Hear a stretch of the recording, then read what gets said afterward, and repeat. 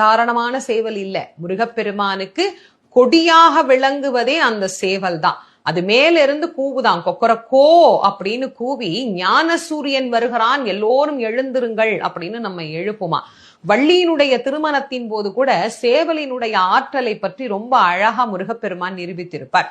அங்கே எதிர்த்து வர கூட்டத்தினரை எல்லாம் பார்த்து முருகன் போய் சண்டை போட வேண்டாம் அப்படின்ட்டு அவர் என்ன பண்ணுவாரு, சேவலை கூப்பிட்டு, சேவலே நீ போய் கொஞ்சம் கவனிச்சுக்கோ அப்படின்பார். இந்த சேவல் என்ன பண்ணுமா, கொக்கரக்கோன்னு கூவுமா, எதிர்த்து வந்த வேடர்கள் எல்லாம் மாண்டு போவார்கள் அப்படின்னு நமக்கு பேசுகிறது சேவலினுடைய ஆற்றலை பற்றி.